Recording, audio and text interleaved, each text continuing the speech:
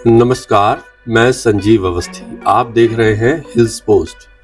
आज हम सोलन के एक ऐसे किसान से बात कर रहे हैं जिन्होंने नौकरी छोड़कर प्राकृतिक खेती को अपनाया है। प्राकृतिक खेती एक रसायन मुक्त पद्धति है जो पर्यावरण के अनुकूल और मिट्टी के स्वास्थ्य को बेहतर बनाने में मदद करती है। आइए बात करते हैं मनदीप वर्मा जी से। नमस्कार सभी किसान भाइयों को मेरा नमस्कार। मेरा नाम मनदीप वर्मा है और मैं ग्राम शिल्ली सेरी पंचायत जिला सोलन का स्थायी निवासी हूँ। 2015 से हमने खेती से हम जुड़े और हमने कीवी से अपना जो खेतीबाड़ी है वो प्रारंभ करी। लगभग 150 प्लांट से हमने स्टार्ट किया और आज लगभग हमारे पास 1000 के करीब प्लांट्स हैं। उसके बाद हमने 2017 में हमने एप्पल का कल्टीवेशन शुरू किया और साथ साथ जो कीवी की नर्सरी है कि हम क्वालिटी प्लांट्स बनाए, ये भी एक काफ़ी इम्पोर्टेंट था कि ठीक है, जो नए यंगस्टर्स या फिर जो और किसान भाई हैं जो जिनको अच्छे पौधे चाहिए हो, तो उसके लिए हमने एक नर्सरी का अपना एक सेटअप स्टार्ट किया। और उसके बाद फर्दर डाइवर्सिफिकेशन जो है हमने अपनी जो फ्लोरिकल्चर है जैसे कार्नेशन, तो उसमें हमने इसको डाइवर्सिफाई किया। आज लगभग हमारे पास जैसे मैंने कहा शुरू में लगभग 1000 पौधे कीवी के, 1200 पौधे लगभग एप्पल के और सालाना हम 20 से 25 हज़ार पौधे कीवी के तैयार करते हैं, जो सर्दियों में जैसे दिसंबर जैन होता है तो उस दौरान उसको हम सेल करते हैं। और जो कार्नेशन है वो लगभग सारा साल ही आपका राउंड द ईयर उसका प्रोडक्शन होता रहता है। तो अगर हम ओवरऑल बात करें कि एक एग्रीकल्चर को हमने और हॉर्टिकल्चर को मिला के हमने इसको डाइवर्सिफाई किया है और एक अच्छा जो एक बिज़नेस का स्वरूप है वो उसको दिया है। अपनी सालाना आमदनी की बात करें तो लगभग 50 लाख के करीब आप मान के चलिए कितना हम इसको इसमें से अर्जित कर लेते हैं। आपने जब प्राकृतिक खेती के तरीके अपनाए तो आपने अपने खेतों में क्या बदलाव किए? देखिए, शुरू से ही जब हमने खेती करना प्रारंभ किया तो हमें ये क्लियर था कि हमें केमिकल फार्मिंग नहीं करनी है।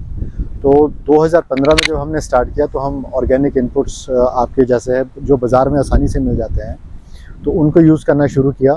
गोबर जो गांव में बहियात में रहता है उसको हमने यूज़ किया। मल्चिंग की तरफ हमारा विशेष ध्यान था कि मल्च को हमने यूज़ करना है, तो ये चीज़ें हम शुरू से ही यूज़ करते थे। सॉइल क्वालिटी हमने एक अहम पहलू हमें ध्यान था ये चीज़ की ठीक है, अगर पौधे को हमें स्वस्थ रखना है, खेत को हमें स्वस्थ रखना है तो एक सस्टेनेबल इकोसिस्टम और एक अच्छी सॉइल का होना बहुत ज़रूरी है। 2017 में जब हम प्राकृतिक खेती से जुड़े तो हमने जैसे अलग अलग घटक आपके जैसे जीवामृत है, खट्टी लस्सी है, उनको इस्तेमाल करना शुरू किया। और अगर मैं चेंजेस की बात करूं तो देखिए, सॉइल क्वालिटी डेफिनेटली हमारी बहुत इम्प्रूव हुई है। आपकी जो पौधे का इम्यून सिस्टम है वो बहुत अच्छे से डेवलप हुआ है और जो हमारी इनपुट कॉस्ट है सबसे ज़्यादा वो चेक हुई है। ऑर्गेनिक खेती जब हम करते थे तो आप मान के चलिए टोटल इनकम का हमारा लगभग 15 से 20% जो है वो ऑर्गेनिक इनपुट्स में चला जाता था। लेकिन जब से हम प्राकृतिक खेती से जुड़े हैं तो जो वो रेशियो है वो लगभग आपका 3 से 4% के करीब है, क्योंकि इसके जो घटक बनते हैं वो लगभग आपके घर पे ही तैयार हो जाते हैं। जैसे आपके गौमूत्र है, गोबर है, आपकी खट्टी लस्सी है, तो उससे हम ये सारे घटक बना लेते हैं। छोटे किसान प्राकृतिक खेती को किस तरह से अपना सकते हैं? आपके क्या सुझाव रहेंगे? जी, देखिए सर, प्राकृतिक खेती की जब हम बात करते हैं तो ये इसको हमें ऐसे नहीं देखना चाहिए कि एक तरीके का मैजिक है। ये एक आपकी कंसिस्टेंट अप्रोच है और एक आपकी प्रोएक्टिव अप्रोच है। कंसिस्टेंट से मेरा मतलब है कि आप इसको धीरे धीरे जैसे आपने कन्वर्जन करना है, मान लीजिए आप टमाटर की खेती कर रहे हैं, तो मैं ये नहीं कहूँगा आपको कि ठीक है आप बिल्कुल अपना केमिकल एकदम ज़ीरो ले आइए और बिल्कुल प्राकृतिक खेती शुरू करिए, क्योंकि आपके जो पौधे हैं, जो आपके बीज हैं, जो खेत है, सॉइल है, उसको अभी इन चीज़ों की आदत है, केमिकल की आदत है उन्हें। तो धीरे धीरे हम कहते हैं कि फर्स्ट ईयर में आप लगभग उसको 80% यूज़ करिए, सेकेंड ईयर में लगभग आप उसको 60% ले आइए, थर्ड ईयर में 30-40% पे ले आइए और फोर्थ ईयर आते आते आप उसको थोड़ा बिल्कुल कम कर दीजिए। तो आप जो चेंज देखेंगे अपने खेत में वो आपको एविडेंट होगा।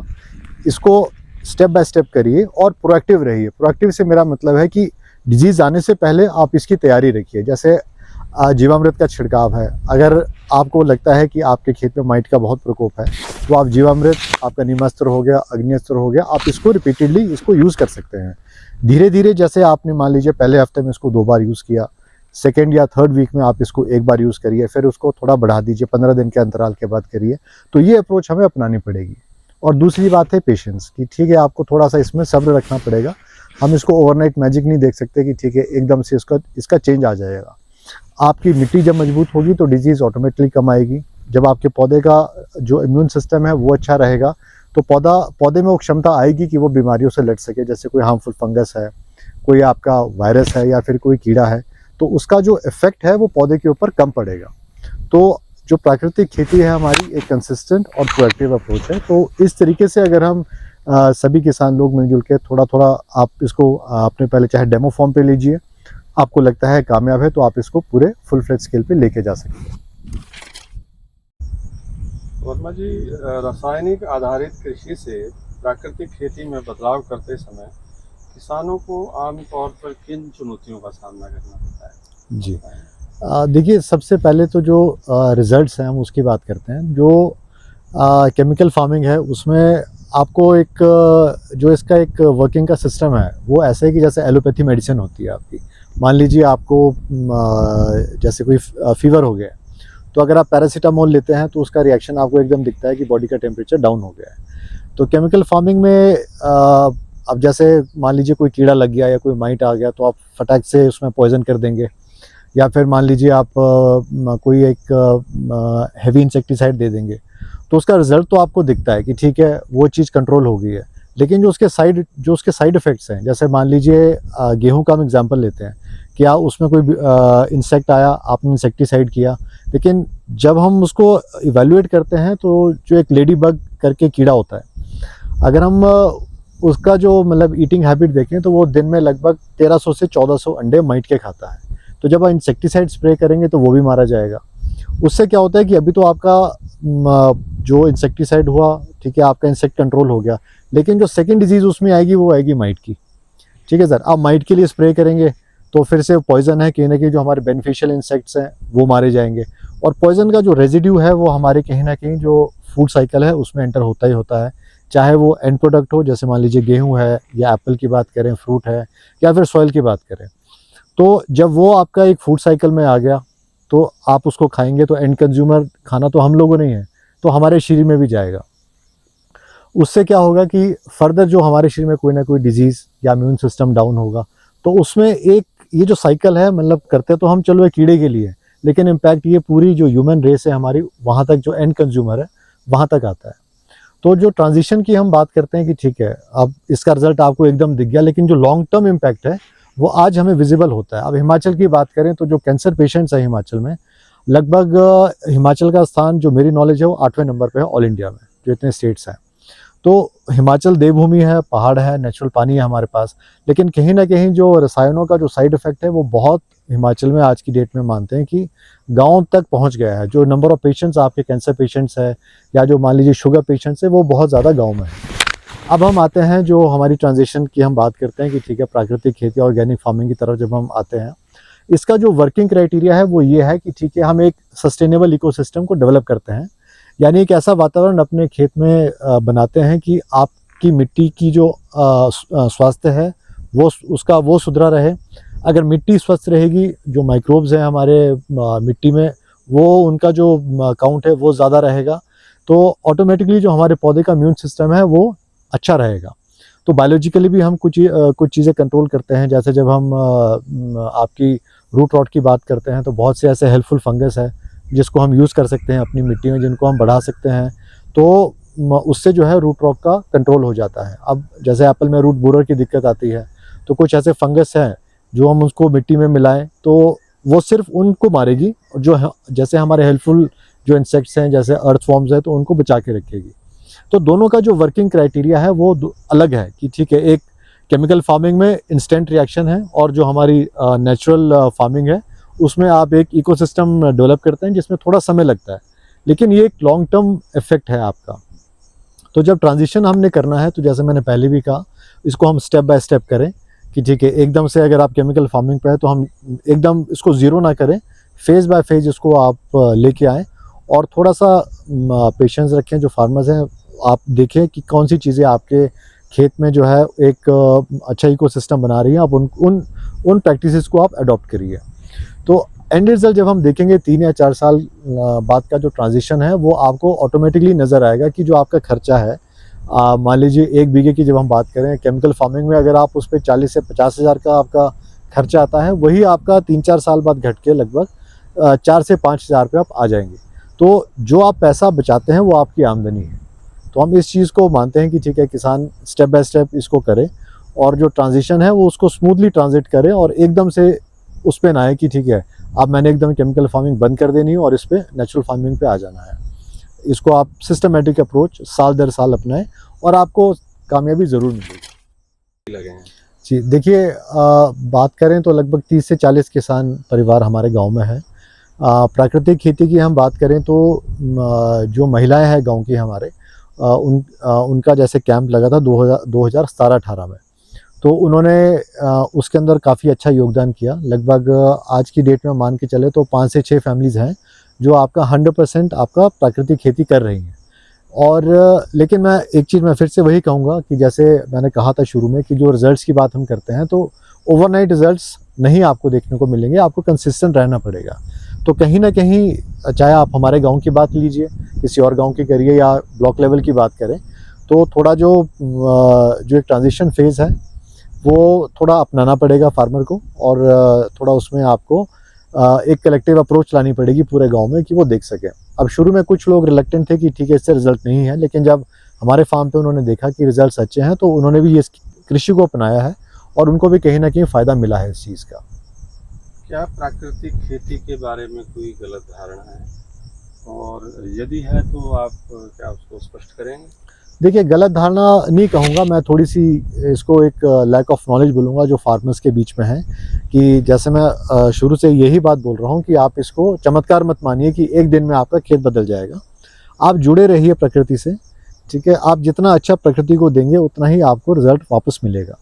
तो इस चीज़ को हमने समझना है कि थोड़ा संयम रख के आप इस कृषि पद्धति को अपनाएं और आप खुद चकित होंगे मतलब दूसरे तीसरे साल में कि इसके रिजल्ट्स इतने अच्छे आ सकते हैं। आपके खेतों में जो हेल्पफुल इंसेक्ट्स हैं, जैसे आप तोता मामा जिसको पहाड़ी भाषा में बोलते हैं, लेडी बग की बात करें तो हमारे खेत में अगर आप सेब के बगीचे में आएंगे तो आपको माइट का ट्रेस नहीं मिलेगा। हालांकि अगर आजू बाजू मेरे बहुत टमाटर लगता है, उनके खेत ये समझिए कि हर साल माइट से इफेक्ट होते ही होते हैं, लेकिन आप हमारे खेत का इकोसिस्टम देखेंगे तो आपको कहीं माइट का ट्रेस नहीं मिलेगा। और बाकी चीज़ें हैं जैसे आपका पत्ते खाने वाला कीड़ा है, तो वो आपको बहुत ही कम मात्रा में हमारे खेत में मिलेंगे अगर आप दूसरे खेतों से कंपेयर करेंगे। तो एंड रिजल्ट आता है आमदनी के ऊपर। तो अगर मैं वही जैसे शुरू में कह रहा था कि अगर आप अपनी टोटल आय का अगर 20% भी अगर आप उस पर लगाते हैं, अगर मान लो केमिकल के ऊपर या स्प्रे के ऊपर लगाते हैं, तो वो हमारा खर्चा है। अगर प्राकृतिक कृषि से जुड़ेंगे तो आप वही खर्चा आपका 1%, 2% या 4% मैक्सिमम तक जाएगा। तो आप बहुत पैसा बचाते हैं इसमें। और ये बात समझने के लिए आपको खुद अपने खेत पे थोड़ा ट्रायल करना पड़ेगा, आपको समझना पड़ेगा। 2-3 साल की जो आपकी विंडो है, आप इसमें इसको इवैल्यूएट करिए। आपने जॉब भी की है जी, आपने बताया जैसे, जी, तो जॉब के बाद आपने प्राकृतिक खेती शुरू की, जी सर। तो आप उसके प्रभाव के या अंतर के बारे में कुछ बता पाएंगे? क्योंकि आपने एक अच्छी जॉब छोड़ने के बाद आप खेती में आए हैं। जी सर। और कई लोग आज इस तरफ मुड़ भी रहे हैं, जी, तो आप थोड़ा सा अपना एक्सपीरियंस शेयर करेंगे? देखिए, जब मैं जॉब में था तो मैंने विप्रो में एज ए सीनियर मैनेजर काम किया है और वहाँ पे हमें कंपनी में एक चीज़ सिखाई जाती थी कि ठीक है, आपने ईमानदारी रखनी है अपने काम में। तो जब हमने घर वापस आने का विचार किया, अपने परिवार से डिस्कस किया, अपने वाइफ से डिस्कस हमने किया, तो हमें यही था कि ठीक है, खेती-बाड़ी हमें करनी है, लेकिन ऐसा जो चाहे हम फ्रूट उगाएँ, चाहे सब्ज़ी उगाएँ या अनाज उगाएँ, अगर मेरा बच्चा आराम से बिना डर के, बिना धोए भी अगर उसको खा ले, उसको नुकसान नहीं है, तो वैसा ही खाना हमें जो हमारा समाज है, सोसाइटी है, उसके लिए भी बनाना है। तो इस ऑब्जेक्टिव से हमने अपनी खेती-बाड़ी शुरू करी। आज की डेट में अब जैसे मेरा बेटा है 8 साल का है, आता है, सेब तोड़ा खा लिया, या मेरी गुड़िया है 4 साल की है, सेब तोड़ा खा लिया, तो हमें डर नहीं है। अब भले ही अगर मैं बात करूं कि ठीक है मेरे सेब में इतनी एक्स्ट्राऑर्डिनरी चमक नहीं है अगर केमिकल से जो आ जाती है, लेकिन मुझे पता है कहीं ना कहीं कि ठीक है मेरा बच्चा अगर अच्छा खाना खा रहा है, जब मेरा सेब मार्केट में जाएगा, किसी का बच्चा, किसी की वाइफ, किसी का कोई बुजुर्ग माता पिता जब वो खाएंगे तो कहीं ना कहीं उनके स्वास्थ्य को लाभ होगा। ठीक है, अगर उसमें केमिकल रेजिड्यू बहुत ज़्यादा होगा तो कहीं ना कहीं वो हमारे स्वास्थ्य को नुकसान करता है। तो हमने इसी ऑब्जेक्टिव से इस क्षेत्र में आने के लिए हम जुड़े और यही हमारा ऑब्जेक्टिव था और हमें खुशी है कि हम इस चीज़ को मेंटेन कर पा रहे हैं। बहुत से लोग हमारे फार्म पे आते हैं, हमारी प्रैक्टिसेस देखते हैं, तो वो भी इस पद्धति को अपना रहे हैं और हमें खुशी है कि बहुत से यंगस्टर्स इस चीज़ को समझते हैं कि ठीक है, एक अच्छा खाना एक अच्छा समाज का निर्माण करने में बहुत इम्पोर्टेंट रोल अदा करता है। क्योंकि अगर अब जैसे हम अमेरिका की बात करें तो नंबर ऑफ़ पेशेंट्स जो है अमेरिका में, या उनका अगर आप हेल्थ बजट की बात करिए तो वो कई बिलियंस में है, मतलब पूरे देश की इकॉनमी से ज़्यादा उनका हेल्थ बजट है।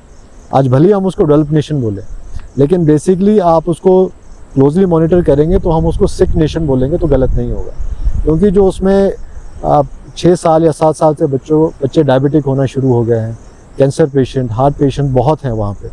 वही सिनेरियो इंडिया में रेप्लिकेट ना हो तो हमें टाइमली इस पद्धति को अपनाना चाहिए, प्राकृतिक खेती को, और एक अच्छे समाज का निर्माण करना चाहिए।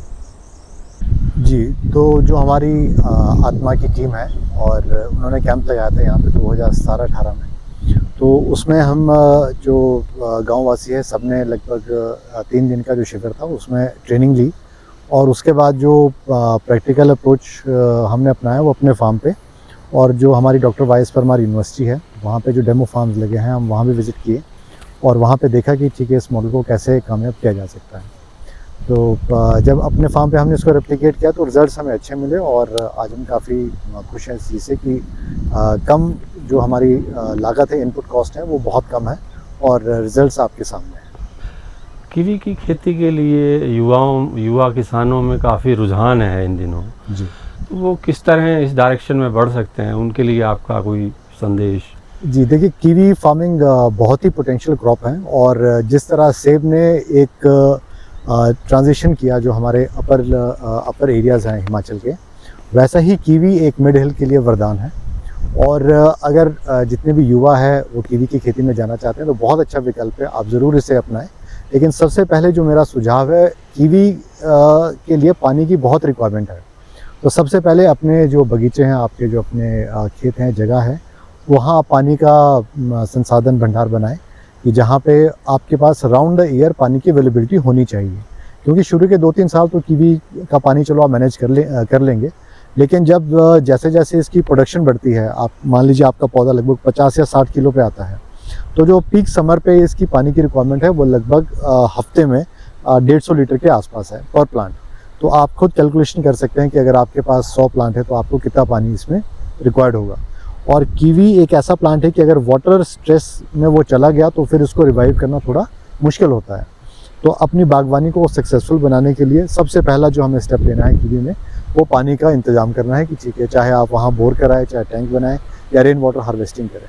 तो इस चीज़ का सभी जो युवा है ध्यान रखें। बाकी ये बहुत ही पोटेंशियल क्रॉप है, आप इसमें ज़रूर वेंचरिंग करें। बिना कीटनाशकों के क्या कीवी का उत्पादन संभव है? जी, बिल्कुल संभव है। कीवी आज की डेट में हम बात करें तो कोई भी ऐसा कीड़ा या फिर कोई भी ऐसा फंगस नहीं है जो कीवी को इम्पैक्ट कर रहा है। क्योंकि अभी कीवी की जो कल्टीवेशन है इंडिया में नई है। हमारे यहाँ पे जो मिडिल्स हैं, कुछ लोग पुराने ग्रोज भी हैं, लेकिन जब आप उनसे बात करते हैं तो ना ही तो उन्होंने अभी तक कोई ऐसी मेजर दिक्कत फेस की है, और जितनी भी जो नई प्लांटेशन की है पिछले 4-5 सालों में लोगों ने, उसमें भी ऐसी कोई समस्या नहीं आई है।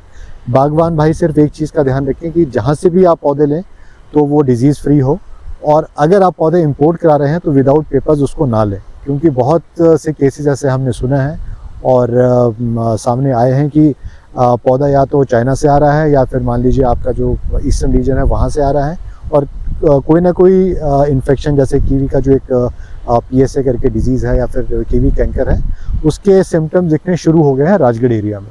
तो आप इस चीज़ का ध्यान दें कि जहाँ से भी आप प्लांटिंग मटेरियल लें वो हेल्दी हो और डिजीज़ फ्री हो, और विदाउट पेपर्स बिल्कुल ना लें आप। हिमाचल प्रदेश की भौगोलिक स्थिति अलग अलग ज़िलों में अलग अलग तरह से है जी। तो किसानों को आप क्या सलाह देंगे कि जो लोग प्राकृतिक खेती में जाने की सोच रहे हैं जी। और हर जगह कीवी या एप्पल नहीं हो सकता, जी तो विभिन्न परिस्थितियाँ हैं, बिल्कुल। तो उसके बारे में कुछ आप। देखिए, सबसे ज़रूरी पहलू जो खेती बाड़ी में है वो ये है कि सही क्रॉप की सिलेक्शन हो और एलिवेशन के हिसाब से, आपकी जो आबो हवा है उसके हिसाब से, और आपके पास जो रिसोर्सेज हैं जैसे पानी, उसके हिसाब से की जाए। अब कीवी की हम बात करें तो कीवी मिड हिल्स में बहुत अच्छा रिजल्ट दे रहा है। अब जो गर्म जलवायु वाले क्षेत्र हैं हमारे हिमाचल में, जैसे आपका नालागढ़ का एरिया हो गया, तो वहाँ के लिए हम आपके जो अन्य फ्रूट हैं जैसे ड्रैगन फ्रूट है, वो भी एक काफ़ी एक्जॉटिक फ्रूट माना जाता है, तो आप इसको भी कल्टीवेट कर सकते हैं। ब्लूबेरी का एक अच्छा ऑप्शन है। तो ये जो वैरायटीज़ मैंने आपको बताई, जैसे कीवी है, ड्रैगन फ्रूट है, ब्लूबेरी है, ये अभी नई क्रॉप है, डिजीज़ इसमें बहुत कम है, और इजीली अगर आप इसको शुरुआत करेंगे और प्राकृतिक खेती से ही शुरुआत करेंगे इसकी, तो आप बहुत इजीली आप इसको बहुत आसानी से आप इसको कंटिन्यू कर सकते हैं। आपका इसमें दो फ़ायदे हैं, एक कि आपकी जो इनपुट कॉस्ट है वो कम है, और दूसरा फ़ायदा ये कि आप स्वस्थ फ्रूट तैयार कर रहे हैं, जो आपके सिर्फ अपने परिवार के लिए अच्छा नहीं है बल्कि पूरे समाज के लिए बहुत अच्छा है। कोई किसान जो ट्रेडिशनल खेती है या पारंपरिक खेती या आप कहें केमिकल खेती, वहाँ से मुड़ के प्राकृतिक खेती की तरफ जाना चाहता है, उसकी क्यूरोसिटी है कि उसने प्राकृतिक खेती शुरू करनी है, तो उसके लिए सबसे पहले उसे कहाँ जाना चाहिए? क्या कुछ मार्गदर्शन आप करेंगे? तो आप ऐसे मत देखिए कि ठीक है एक कि जो कुछ नहीं करेगा वो खेती बाड़ी करेगा। आज बहुत से यंगस्टर्स ने ये एग्जांपल सेट किया है कि खेती बाड़ी सिर्फ अनपढ़ लोगों का काम नहीं है। इसको आप अगर अच्छे से करेंगे, एजुकेशन के साथ करेंगे, तो आप इससे बहुत अच्छा फ़ायदा कमा सकते हैं, और सिर्फ अपना ही नहीं बल्कि अपनी आने वाली जनरेशन्स को एक जो टर्न अराउंड पॉइंट है वो आप दे सकते हैं। बहुत से यंगस्टर्स हैं हमारे सोलन में, अगर आप देखेंगे तो कोई फूलों की खेती में बहुत अच्छा कर रहा है, कोई कीवी में अच्छा कर रहा है, कोई एप्पल में कर रहा है। तो जो प्राकृतिक खेती की जब हम बात करते हैं, सबसे ज़रूरी है कि नो हाउ होना चाहिए। आप जिस चीज़ की भी आप खेती कर रहे हैं, मान लीजिए कीवी की करते हैं या सेब की करते हैं, पहले आप उसके बारे में आप पता करिए कि इस क्रॉप की रिक्वायरमेंट क्या है, क्या डिजीज़ेज़ आती हैं, किस मौसम में पौधा लगता है, या इसका जो मार्केट इसको कहाँ करना है, और किन किन इनपुट्स की इसको ज़रूरत है। तो प्राकृतिक खेती भी एक ऐसा ही सब्जेक्ट है जिसके बारे में पहले किसान को समझना ज़रूरी है। आप इसको समझिए कि इसको कैसे किया जाता है। तो सबसे अच्छा जो एक रिसोर्स है लर्निंग का, वो आपका जो एग्रीकल्चर ब्लॉक है, जो आत्मा की टीम है, आप उनसे संपर्क कर सकते हैं। दूसरा जो हमारी नॉन यूनिवर्सिटी है, आप वहाँ जाके देखिए, वहाँ डेमो फार्म्स देखिए। तीसरे जो आपके किसान भाई बंधु हैं जो प्राकृतिक खेती कर रहे हैं, आप उनसे मिलिए, आप उनके ट्रायल्स देखिए, उनके फार्म पे रिजल्ट देखिए, तो आपको एक अपने आप आइडिया लगेगा। दूसरी बात मैं ये कहूँगा कि जो पैकेज एंड प्रैक्टिसेस मेरे बगीचे पे या मेरे खेत में ठीक है, या जो मेरे लिए सूटेबल है, हो सकता है आपकी जलवायु में वो थोड़ी डिफरेंट हो। तो हमने लकीर का फ़कीर नहीं बनना है कि ठीक है जी मैंने ये बोला या प्रोफेसर सर ने ये बोला या किताब में ऐसा लिखा है। आप खुद अपने फार्म पे उसको अपनाएं, देखिए कि क्या चीज़ आपको सूट कर रही है, कौन सी चीज़ आपको सूट नहीं कर रही है। आप अपने खेत के खुद इवैल्यूएटर बनिए। तो जब आप खुद इवैल्यूएट करेंगे, एक आप में वो क्षमता आएगी कि ठीक है, अगर जीवामृत का छिड़काव मैं हफ्ते में 1 बार कर रहा हूँ, हो सकता है आपको 2 बार करना पड़े। तो उस चीज़ को समझना ज़रूरी है, उन पहलुओं को समझना ज़रूरी है। मुझे पूरा यकीन है कि जब ये नॉलेज हम गेन कर लेंगे अपने खेतों के बारे में, अपनी फसल के बारे में, तो एक अच्छा ट्रांजिशन होगा और आपको प्राकृतिक खेती में कामयाबी ज़रूर मिलेगी।